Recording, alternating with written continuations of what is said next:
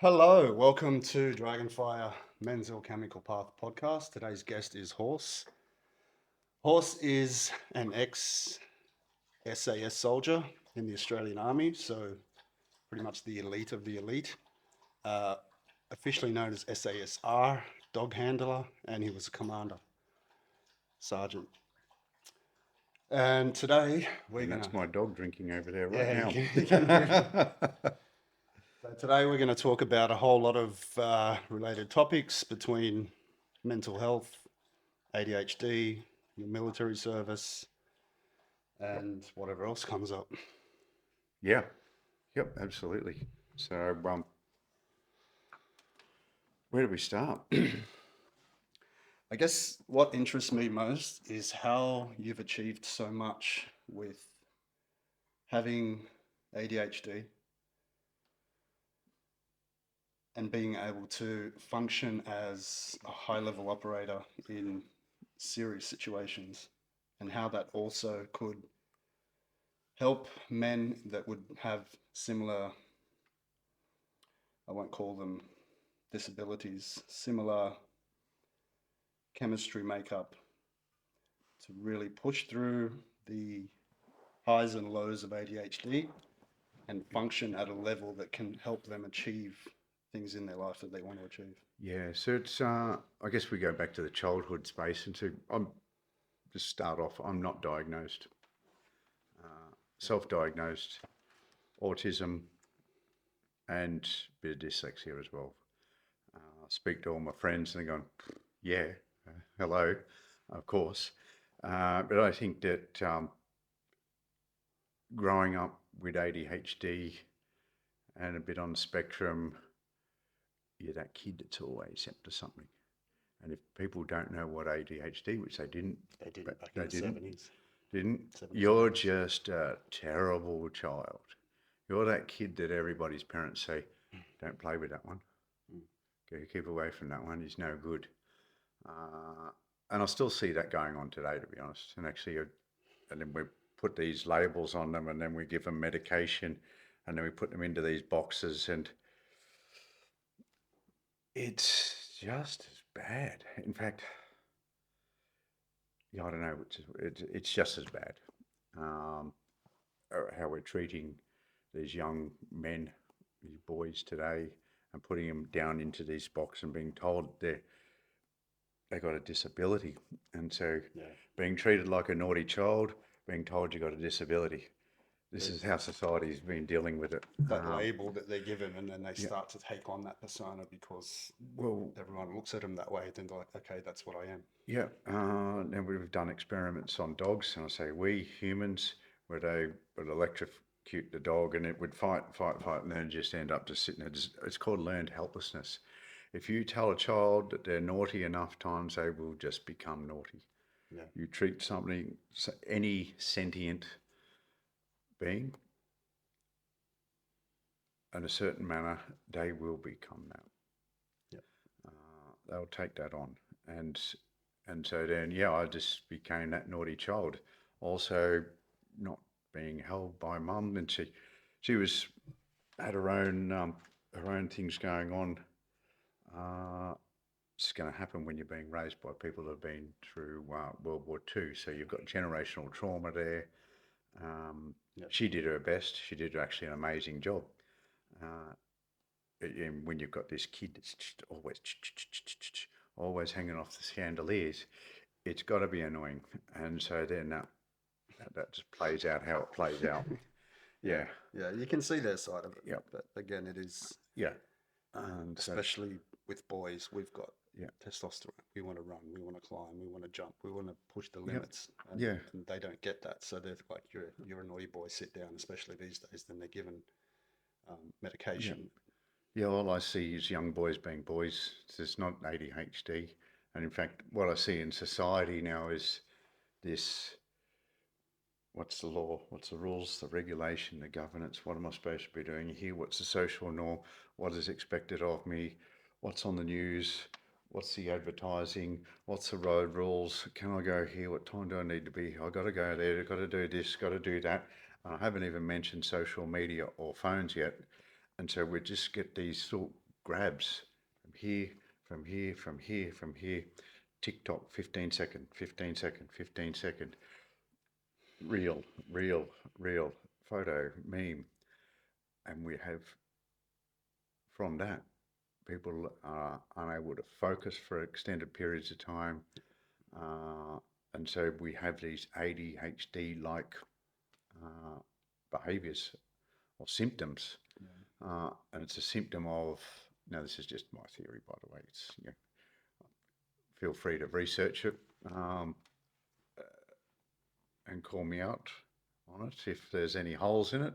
Because, don't believe a word I say, researchers. There's that many SF guys going around, and I say SF, Special Forces guys going around the world saying, this is how it is. And not all of us are right. So test the information, please. And get back to me, because I'm still telling other people this stuff too, so then we can change it.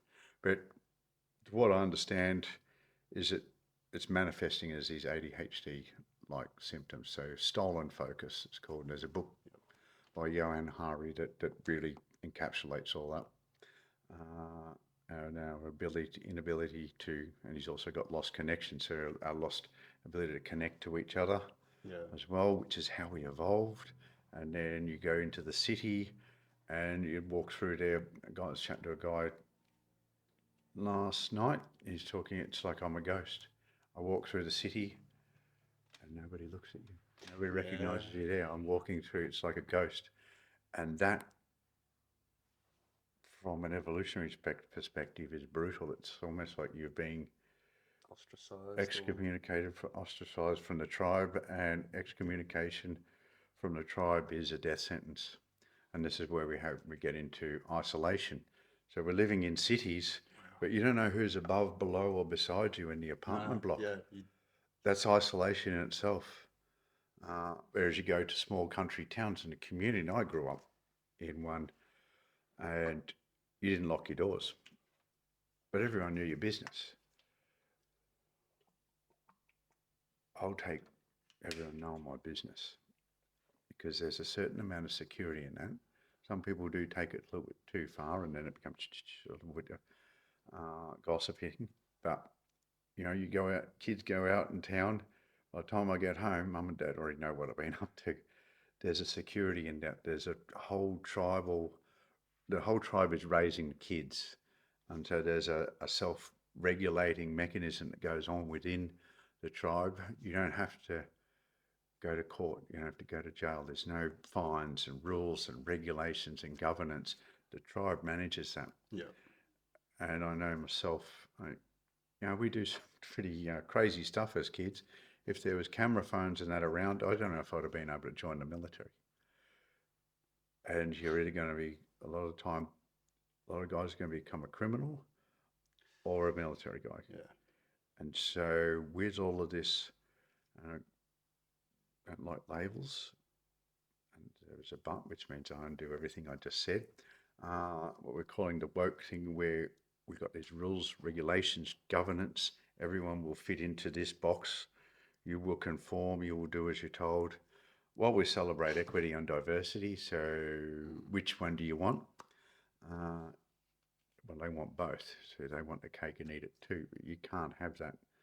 And so I think I'm going around in circles a little bit here, but just what you were saying before we head on, that saying, it takes a village to raise a child.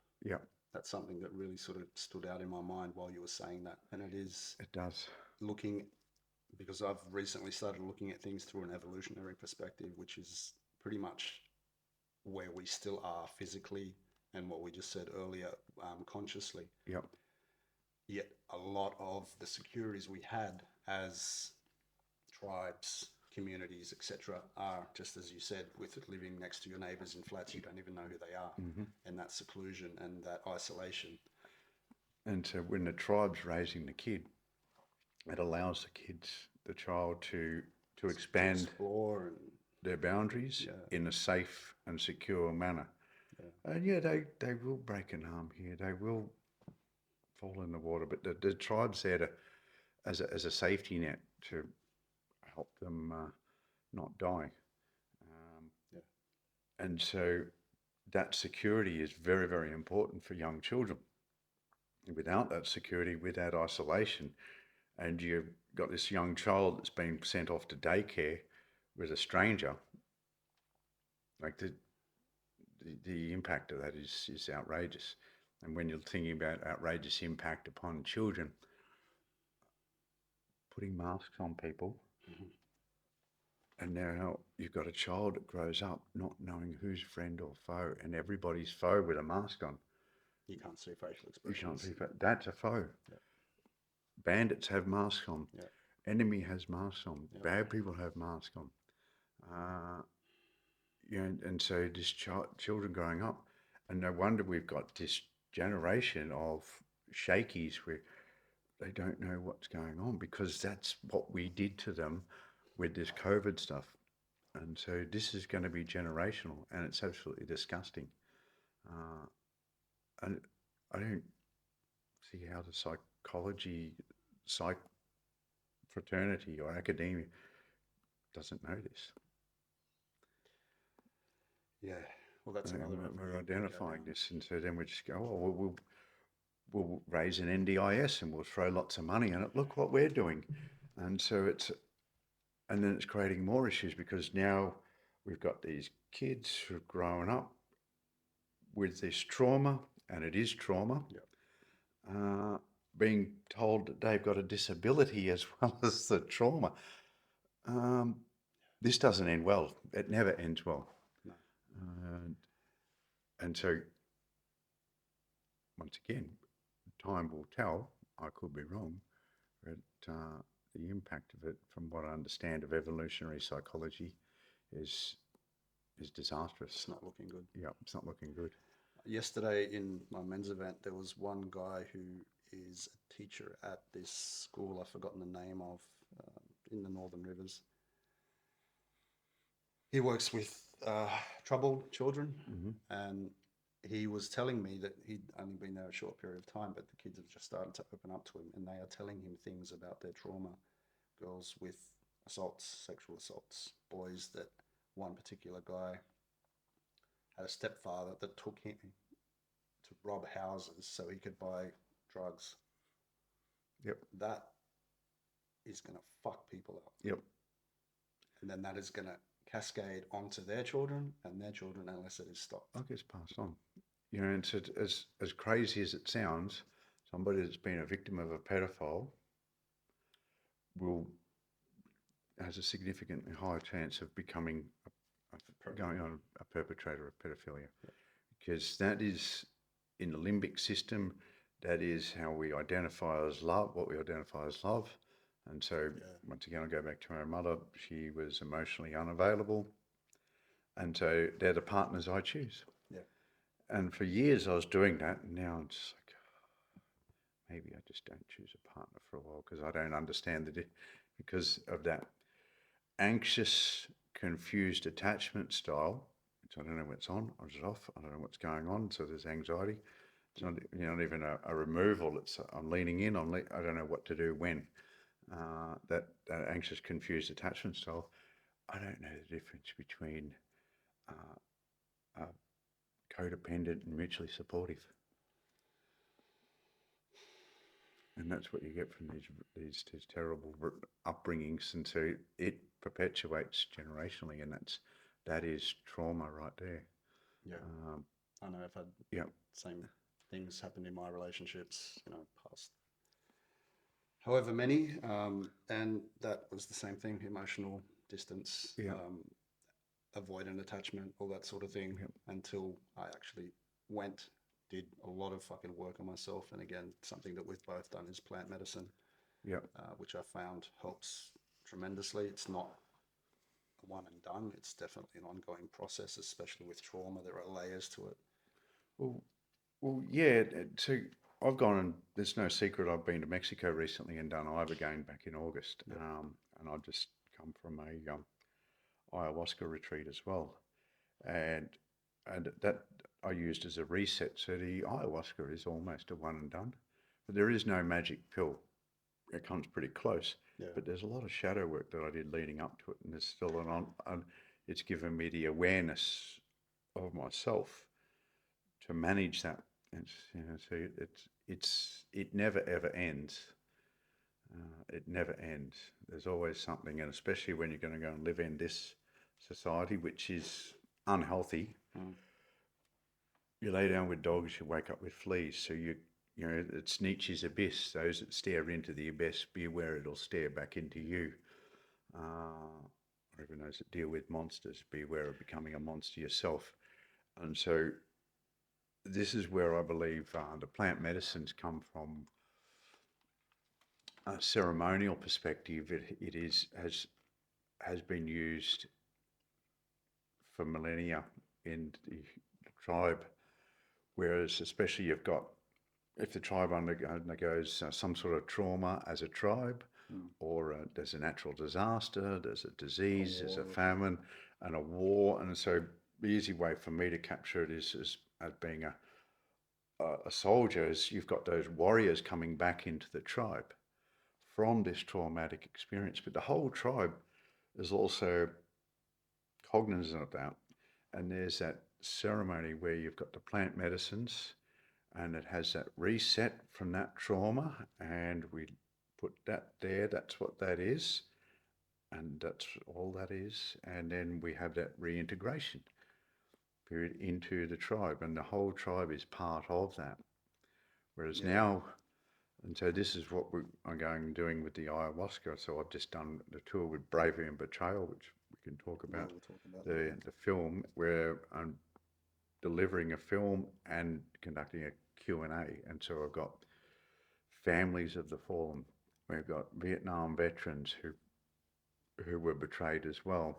And then just the general anger from the public, not directed at me, directed at the hierarchy and the government.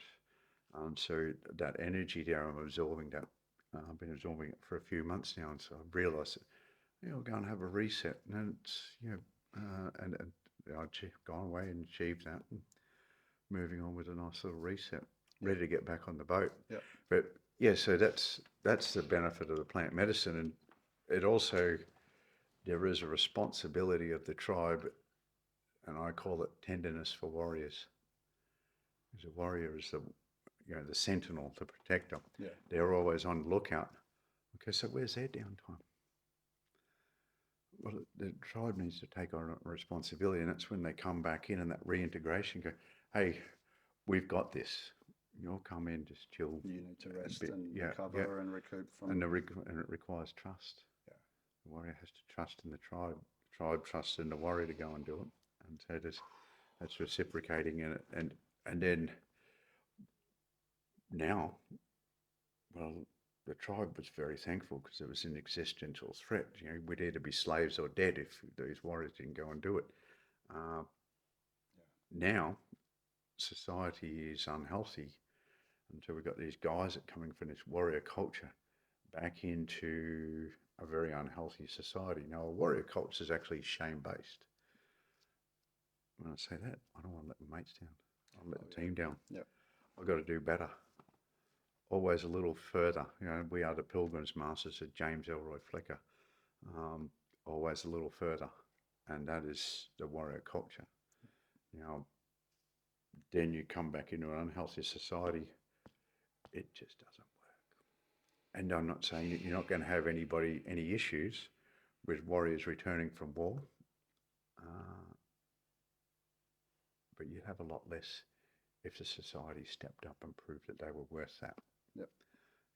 And then that same society is now telling men not to be men. Well, that's a big problem today. And so they're suppressing the masculinity, which suppresses testosterone. Testosterone suppression and isolation equal depression. Equals suicide. Suicide, especially for men. And so this is what we've got, these massive mental health issues. Once again, folks, this is all theory, according to Horse. There's a lot of facts out there that seems to align. Exactly what we're saying here. And I've read a little bit and I've listened to a little bit. So one thing I was looking at recently was the if I remember correctly, 50% increase of male suicide. I'm not saying females don't, because females do, but men tend to be more successful, if you will, due to violent natures of how they choose to do it. A 50% increase from COVID until now. So I think COVID Makes sense. was, don't quote me, 2,200, 2,400 roughly, or something like that, between the 2 lockdown years, say, and that has increased.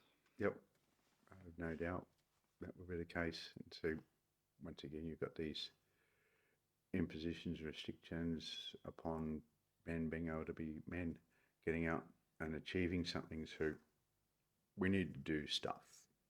Yeah, and it's that's our nature. It's in our biology. So, you get things done, or square of testosterone, achievement. And where men, now there's always a hierarchy everywhere, even in crayfish, Jordan Peterson. It's all throughout nature. Whether you like it or not, there is a hierarchy.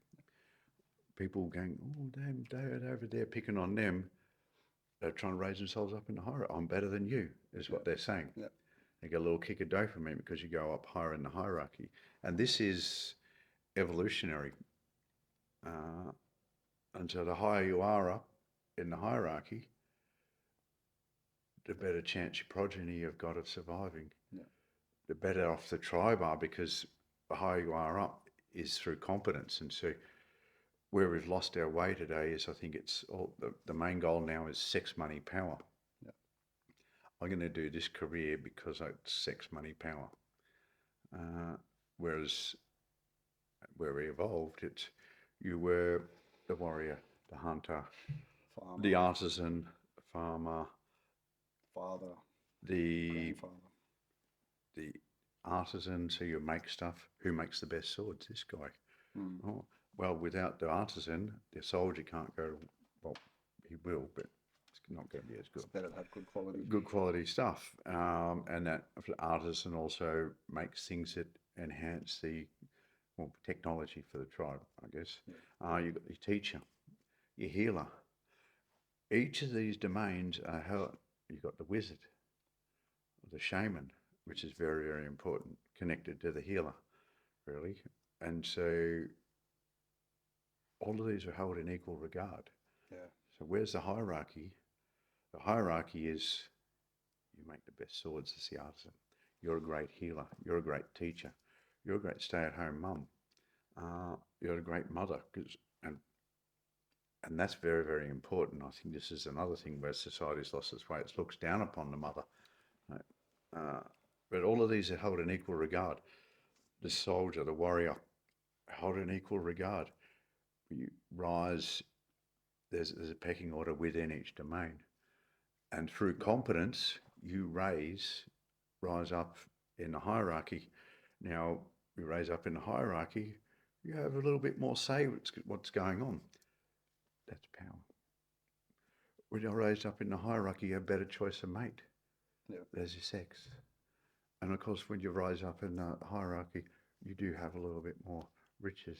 Yeah. There's your sex, money, power. It should come as a result of competence.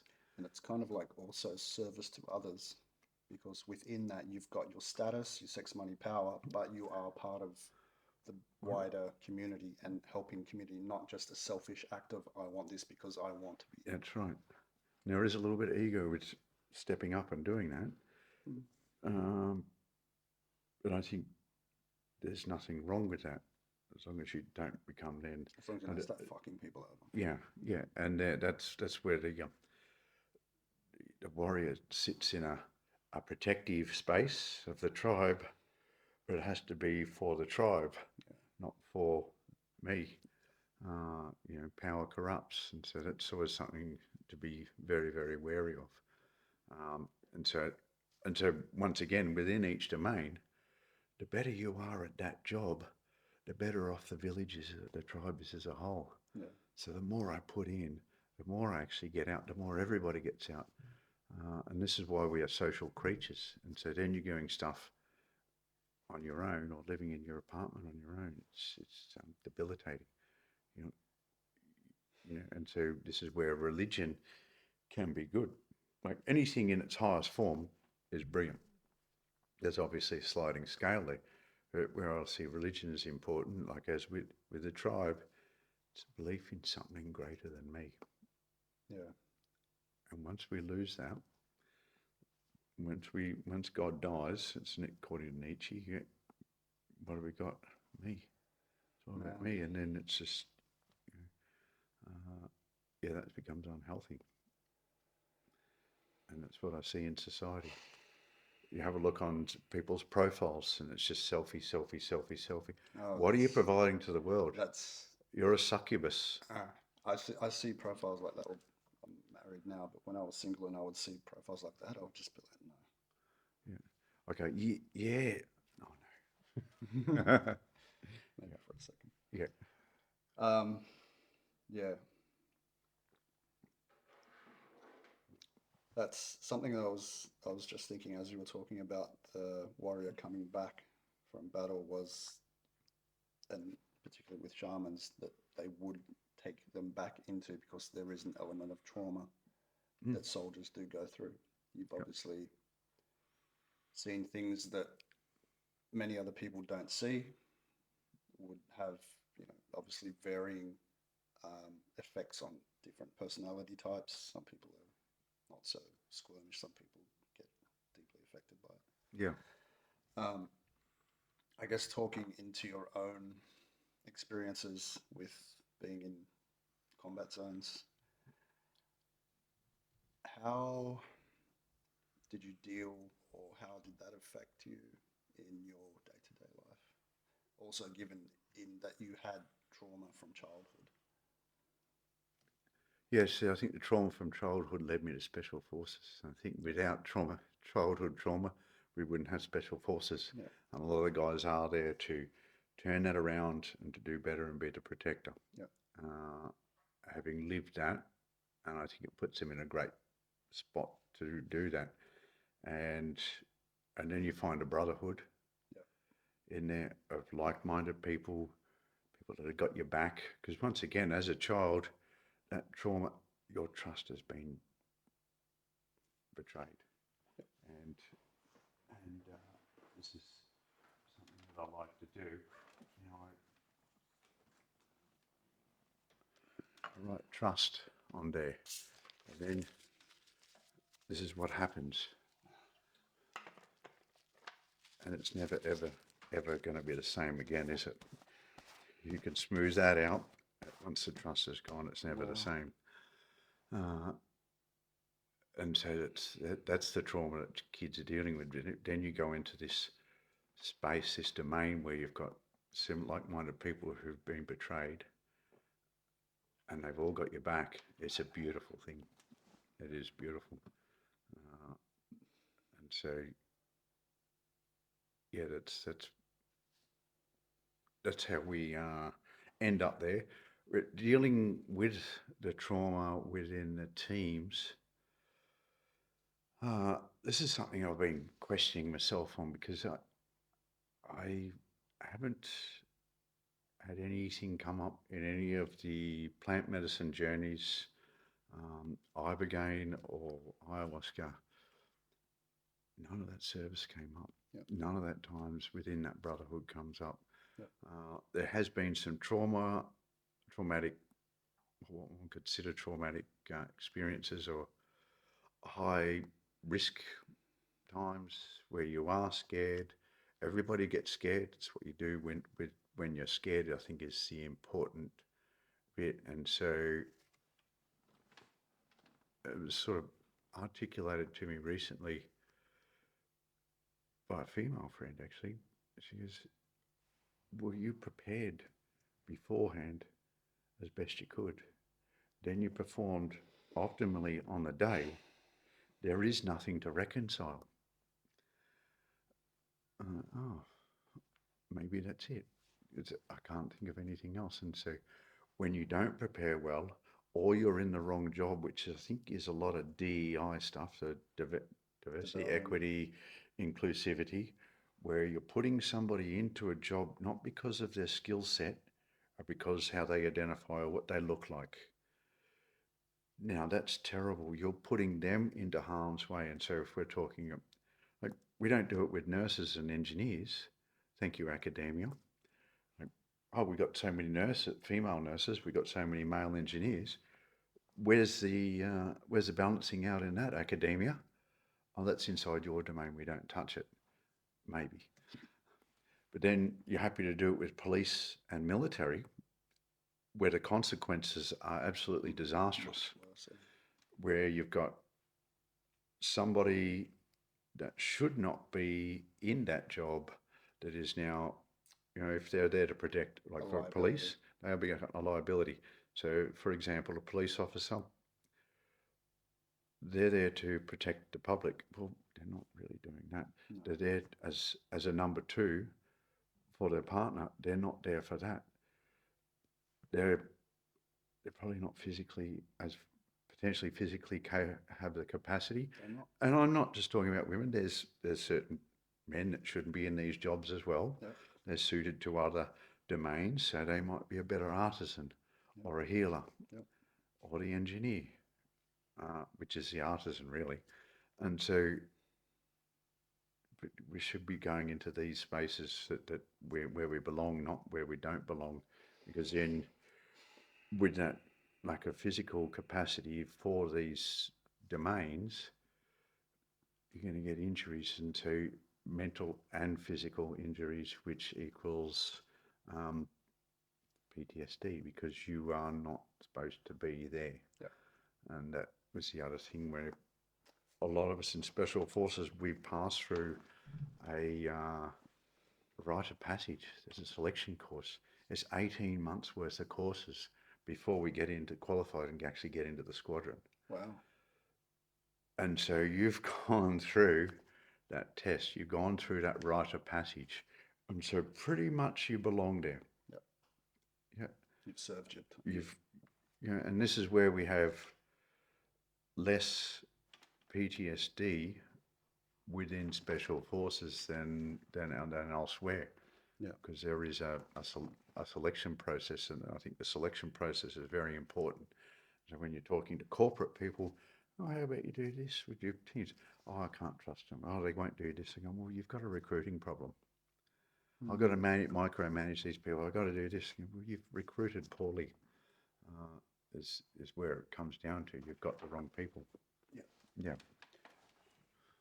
Yeah. There was another thing that I remember came up around the military, something that we were questioning with women being allowed into special forces units, and that is the masculine nature to protect females, which would detract from that soldier doing their duty. So this was a study that was done that men would try and protect the female over doing his actual job. See, I'm not convinced. You've got the Spartans, you've got other warrior cultures that were having sex with each other, and it brought them together to be closer, to protect your mates, in theory. And so when you got these women there, that's sort of entering that space. It is slightly different in that they are women, but if they've proven themselves and they've got the capacity and ability to be there, then they deserve to be there. The issue I have is that I don't recall there being any force needs analysis or any capability analysis done, or any studies done that led us to going, we should have women in frontline units. Now, in the military, it should be a capability decision. Or was it a political decision, this one? And so this is the issue I have. And I do love an outlier. I love an outlier.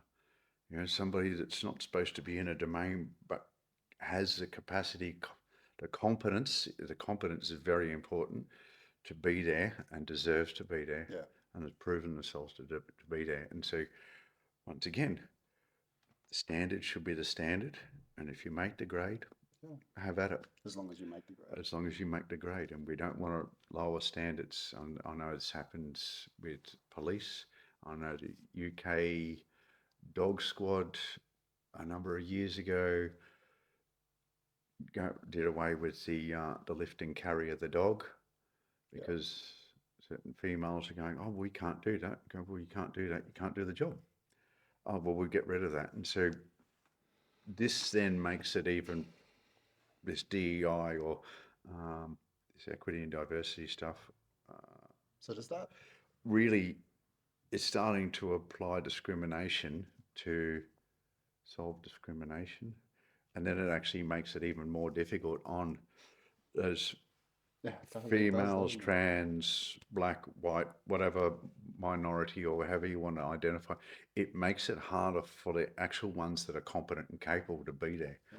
And I know women in police that are really good at their job, but they've got to then overcome this. Oh, we know why you're here, window dressing. It's a common perception, but it's been introduced because of these feminism, and they're getting that easy, that free pass because of it. And these women do not want that free pass, and they have to fight against getting that free pass a lot of the time. And then they feel they have to do even more than is required of them to overcome that stigma. This is the unfortunate part. Yeah. Yeah. Are there women in the SAS? No. Not as badged operators. There is a support staff, and actually, when you're talking about women in military and combat units, all the girls I know, it's just like, well, I don't want to do that. Yeah. And there is lots of great jobs for women in military. Yeah, I mean, we had quite a few girls, but I think when we were sent into more dangerous places, it was that we didn't have co-ed toilet facilities and showering facilities. Yeah. So there'd be no joint sort of operations with female soldiers. Yeah. Well, I think in war, we just got to look beyond that in times of extremis. And if you want to go into these units and these spaces, you are going into that unit. It's not going to redesign itself because of a couple of individuals, a minority, in fact, is the juice worth the squeeze. It becomes, and so if you want to put that on people, you're going to have to go into the showers naked. And it requires the man in that space to just treat you like another bare bum in the shower. Yeah.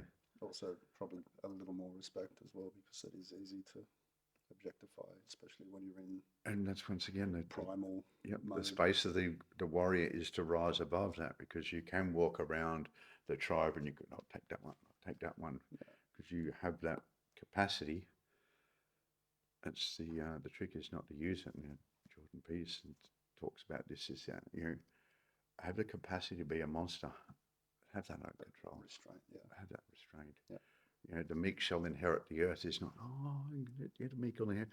No, the meek is the one that's, I'm going to keep this sword sheathed, and we'll work this out.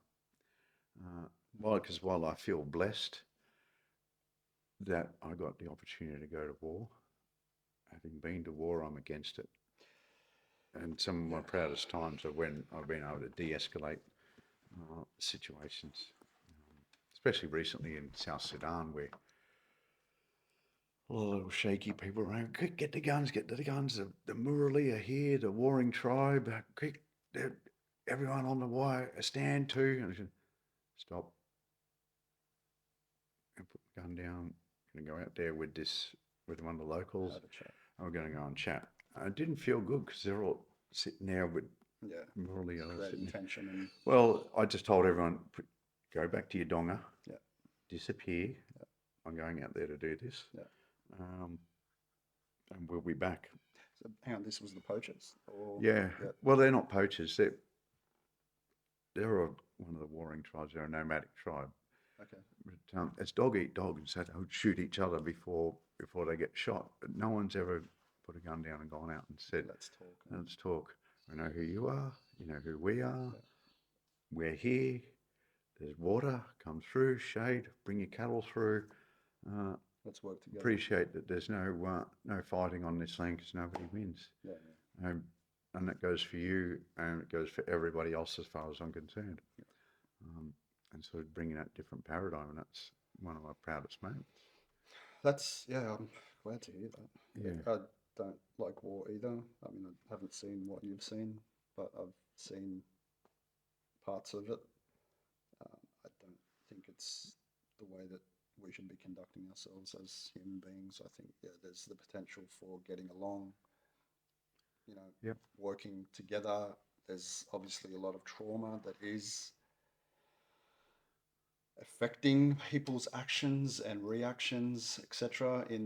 Especially when you look at the Middle East with centuries-long conflict where it's sort of blood let blood. Yep.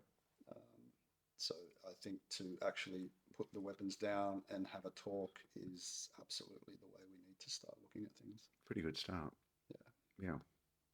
Yeah. And so there's people that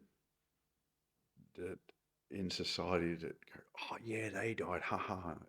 Yeah, You're a piece of shit. That's fucked up. How can you laugh or be glad that somebody's dead? And even, we go back to the Taliban, I hold no grudges against any of them because when I think about it, Well, they thought if they were I doing was the right there, thing too. well, if I was there, I probably would have done the same thing too. Exactly. And if you want to put it in a Star Wars concept, we were the Empire and they were the rebels. Yeah. So, essentially. So, Fuck. yeah, one man's terrorist is another man's freedom fighter. That is essentially. it. That's essentially Yeah. the whole story of conflict today. Yeah, and I think if we were allowed more masculinity to permeate the political space, because an alpha male is what you want. Alpha male is going to just walk into the room and just walk into the room. Just be there. Just be there. And I think it has a stabilizing effect. Yeah. When you have this toxic, narcissistic, fear-biting, when I say fear-biting, I'm a dog person, and so you've got those little yappy dogs that just lash out all the time, or you got that strong, competent, capable dog just walks into the room like a boss and just sits there. Just walks into the room, does what they will, and we all know what a credible threat is when it walks into the room, and we know what a puffy little thing is when it walks into the room too. And this is going to be a pain. This is going to be a pain in the ass. Here we go. Yeah. Yeah. Yeah. Yeah. Yeah.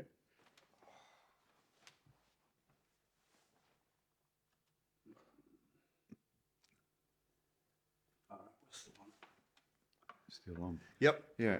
So. And that's where he says there's no such thing as dragons. Well, there are. Remember that little story you're saying about the Jordan Peterson. The little dragon that the kid goes, the little dragon in the closet. No such things as dragons. Dragon grows bigger. Dragon's under the bed. Dragon's moving my bed around. Eventually, no, there's no such thing as dragons. It's the elephant in the corner. It's not there. Ignore it. But then it becomes bigger and bigger and bigger. So we need to nip these things in the bud. And I think the same with war. Before it degrades into conflict, it can be addressed a lot earlier. Yeah. And we saw that with escalation of World War II, essentially. Churchill was telling everybody, this is what's going on, this is what's going on. No, there's no such things as dragons. He saw it way before everyone. And he was vilified for it. Yeah, well, and shunned. He got stood down or something. Yep. Didn't he? Yeah. I don't remember the exact story, but. And then the war breaks out, and eventually he's like, and so this is the type of narcissist that we still do need in society. And I see Trump as a similar one. Like all politicians are narcissists. There's no space for an empath in there, I believe, or very limited. The difference between Trump and Churchill as opposed to other narcissists is they are there because they believe they're the one for the job to get the country out of this situation. as opposed to I'm here to get what I can out of it. Yeah. There's a difference. Well, that's exactly what I see Trump doing. He's actually getting shit done and improving the lives of people that voted for him. Because he doesn't need sex, money, power. He's already got all that. He's got it, in spades. In fact, going and doing what he's doing actually puts a big dent in all of that for him. I'd say it's actually a struggle. He had plenty of sex, money, power before. He's not getting paid. Yeah, and then all the vilification and the combat that he's getting from certain parts of the media and society. He almost lost his fucking head. Nearly got. Yeah, so where's the benefit for him to be doing this as an art? Like, well, the benefit is that he's going to create a better nation, and so that's how I view him. Well, you look at the way America was viewed. I mean, from what you see, I don't watch the news. I sort of get my stuff from other secondhand people. The way that America was viewed by other countries, where you've got him over now in the Middle East making agreements and accords with a few Arab nations. Well, you just have a look at the body language when he enters a room and these places. That's the leader you want. You don't want to... Biden? You don't want a Biden. You don't want... what's his name have we got in power now? Yeah, exactly. So memorable. Albanese. That has to beg for an audience with Trump. Well, Pauline Hanson got invited to Trump's mansion. There you go. Yeah. So I'd like to have a Putin in charge, a Trump is in charge. They are gangsters. They are at the top of their game, and they're dealing with gangsters. Well, that's essentially what politics is, isn't it? Yep. You look at also Poland, the new president of Poland, Nawrocki. Yeah. He has ties to gangsters and that, but look what he's doing. Yep. He's making Poland strong. They're not going to get invaded by whoever may try to invade him. They've got the border issues. He's keeping that fucking under wraps. Yeah, I remember chatting to some guys from GROM, their anti-terrorist group. German? No, Poland. Poland, yeah. Yeah, we don't have a problem with terrorism. We know both of them in our country. Yeah, essentially. Just keep them out. You just keep them out. Yeah. Now there's, when in doubt, there is no doubt. So on a micro level, you lock your doors. You say yes or no, whoever can come in and out of your house. Why don't we do that on a macro level? That's what I would do. Yeah, it seems to be the way to go. And at the end of the day, none of us are from here, so there needs to be a process. Yeah, but the way immigration happened through, from what I remember, the 80s, 90s, there was always a steady flow. People were absorbed into the country, they would do their tests, they would learn English, they would become part of the society. Now you've got mass immigration coming in, they're creating their own communities, they're not integrating. It's causing a problem. Yeah, I see this in Europe. So I've got a daughter that lives in Stockholm and I go and visit. And because I'm in and out, I see the difference. If you're there the whole time, you just don't really see the slippery slope. It's just little imperceived steps down, which also happened to me with my life when I ended up in the gutter. It's just, I might go to the gym today. Do this. It's just those little lowering of standards. And it comes from external influence as well as not maintaining boundaries. Classic, yeah. Personal borders, national borders. And so, we've had the 50s and the 60s, was the Italians and Greeks, post World War II. We've got 70s, Vietnamese, again Catholics. Buddhists get along with everybody too. The Vics and the Skis from the 90s. The 80s was the Lebanese Christians. And we've had them in controlled amounts, and they'll come into an area and then over a generation dissipate. What's happening in Europe is you've just got this open borders Massive and large swathes of people coming in, and you've got a government virtue say, look, they're letting them all in, to the detriment of your own people and yourselves, because it puts a massive burden on social services, Housing. health, housing, welfare, schooling, and so then, as well as just services generally, and then you get these large enclaves of lower socioeconomic, culturally diverse, essentially, we can say, essentially incompatible. Yep. Well, there's compatibility issues on it. Nobody's incompatible. It's just compatibility, cultural incompatibility. Willingness to integrate. Yeah, and so there is no willingness to integrate. And what I see in Sweden also is they've been a largely homogenous society for decades. So there's a lot of xenophobia there. Yeah. And so we've got this friction, and they've essentially created their own Kosovo within Stockholm, Malmo, Gothenburg. You've got these large enclaves, Muslim versus Christian. They're not going to work. They're getting supported. You've got this rising tension and friction. Good luck with that. It's not heading in a good direction. No, they've created their own Kosovo within their own borders. Yeah, I mean, from what I've seen, the UK as well, they're sort of starting to stand up against it, and it's looking like it's going to be a civil war. Yeah, and you're arresting people for sitting there just holding up a sign. This is Cold War stuff. Yeah. This is what went on behind the Iron Curtain. Did you? Off to the gulags. It's happening in the UK. Yeah. Did you see? There was 70 years since World War II. Yep.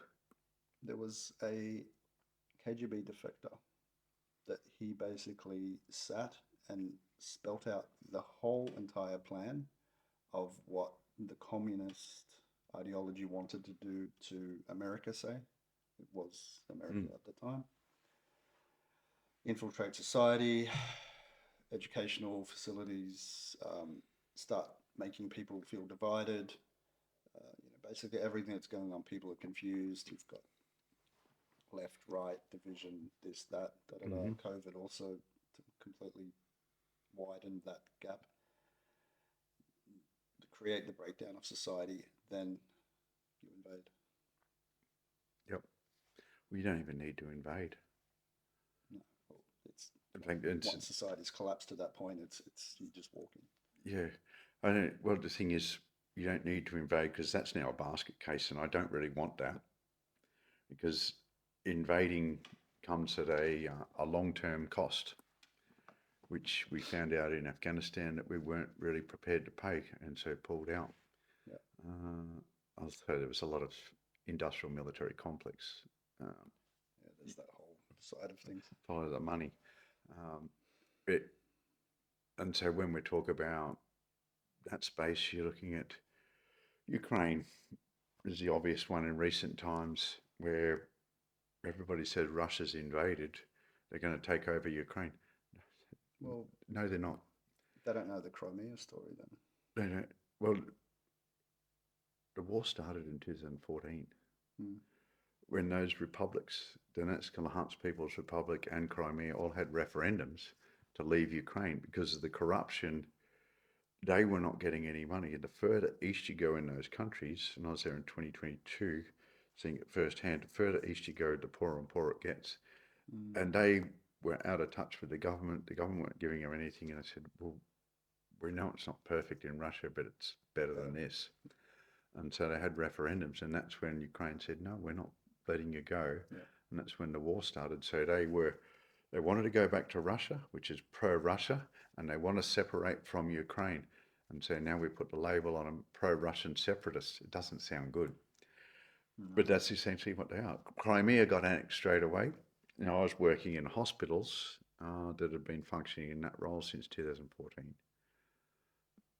And then in 2022, Putin said, I now recognise these as sovereign states, and they've requested our assistance. Here we are.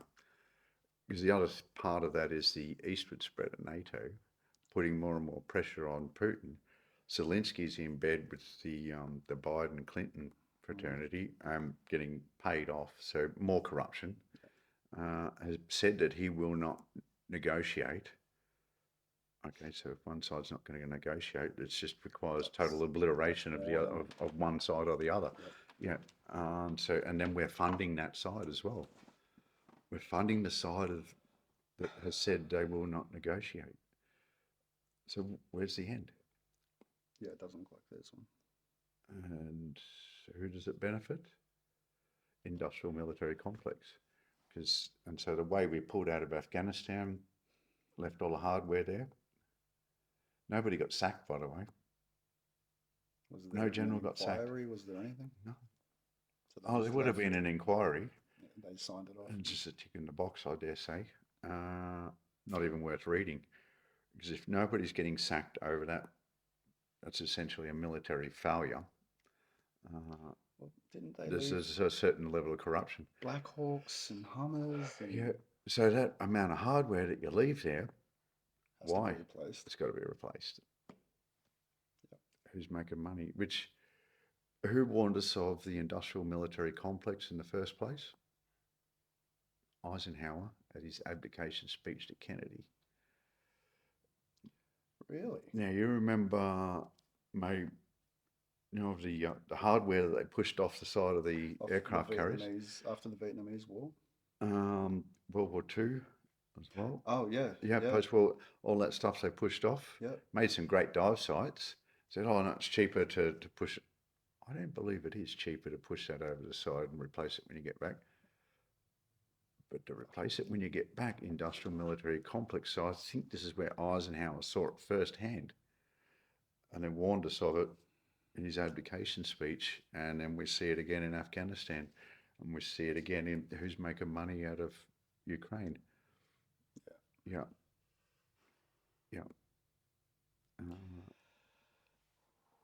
There you go. We're back to sex, money, power, unhealthy society. Yeah. And the eastward spread of NATO as well. So Putin's got to make a stand because NATO said they would never be in the Eastern Bloc. They wouldn't go beyond the borders of And so they're in Poland now. Yeah. Like when I got off the plane there, 82nd Airborne's there with the HIMARS pointing eastward. Why eastward? What has Russia done to you? I guess there was a war going on over there, so maybe. But yeah, they said they'd never but that's expand. mobilised. Yeah, they said ready to put shells in and fire. Yeah. So they said they'd never expand NATO, and they did. And so then the next step is Ukraine. Now, Moscow is a long way west in Russia, and it can be reached out and touched very, very quickly. I think it's 16 minutes from Poland by missiles. So then you go into Ukraine, there's no warning. There's very, very short, there it is, it's on you. Yeah. Which is, I guess, what's happening in Israel. Yeah, very close quarter stuff. That's very close. Yeah. There's not much warning there. Yeah. And in spite of the radar system that they've got over the top of it, we saw when Musk and everyone went over on their parasailers and gliders and everything like that. It can be done. Yeah. Yeah. But I think that's also Israel really cares about its citizens. Yeah. Yeah. So they do whatever they can to protect that. Where obviously there's corruption, but look, there's corruption everywhere, and I think Australia is one of the most corrupt countries in the world, to be honest. And our taxes pay for it. And so if you've got this glass, costs us a couple of dollars, $200 for government. There's that markup, maybe $50 for government, but it's a $2 to $5 glass. in China. Well, who's signing off on that? Oh, it's okay. It's government money. It's our money. And so who's getting a kickback off that contract? Where's the benefit? And so that's the corruption. When you've got generals that sign off on a retarded capability program that gets implemented into the Defence Force, like a troop carrier that needs a trailer because it can't carry the troops and carry the spare tyre at the same time. A trailer for a spare tyre. Yeah, it needs a trailer for spare tyre because you can't fit all the troops in there and the spare tyre. So you've got to put a trailer on to carry the spare tyre. Yeah, that's the thing. I can't remember the name of it right now, but it's a new troop carrier. That sort of stuff. You've got watch the Pentagon Wars, where it was an armoured carrier. I can't remember the name right now. Watch the Pentagon Wars. It's on YouTube, and the amount of corruption that goes into generals signing off on stuff, getting kickbacks for things to go through, and then a few years later, we see that general's now sitting on the board of that company. Yeah. Oh, but there's an air gap there.